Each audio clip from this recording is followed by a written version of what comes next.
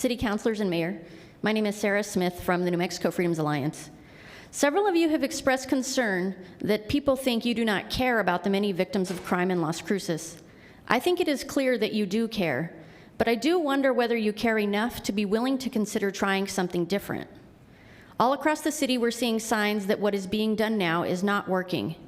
We're seeing increased property crime, with businesses and homes being vandalized, windows being broken, people's property being taken, and vehicles being stolen. We're seeing more homeless people camping out at businesses and homes, approaching people asking for money, scaring children, threatening people, and leaving trash and feces all around. We're seeing increased usage of hard drugs, with drugged out people wandering the streets, harassing people, and leaving dangerous needles lying around where children can find them.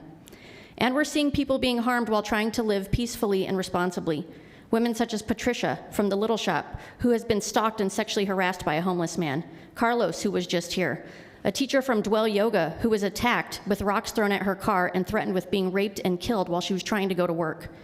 And now Rosa Ortega, who was brutally attacked last week by a homeless person in broad daylight while trying to walk to the grocery store in Las Cruces.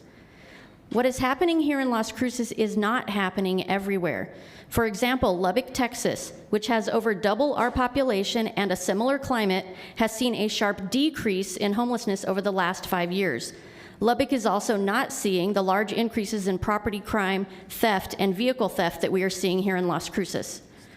To us, families living and working here in Las Cruces, many of the solutions being funded by the council feel like Band-Aids when we actually need surgery. The city has removed rocks from the downtown mall to reduce the number of broken windows. The city is proposing to provide hygiene stations in neighborhoods where homeless people can use the bathroom and shower.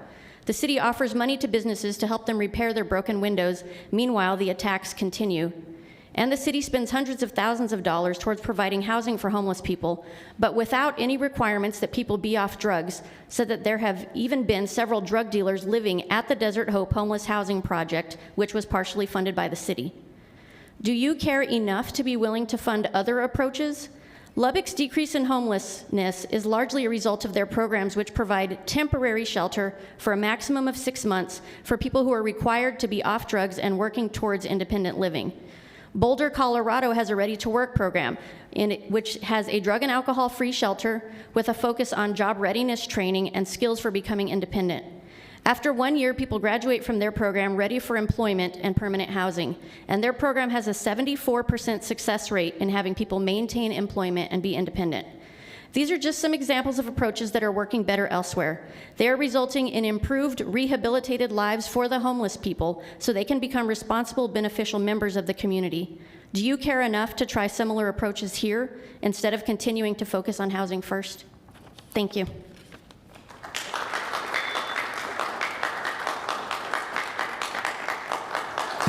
Okay, so that was the fifth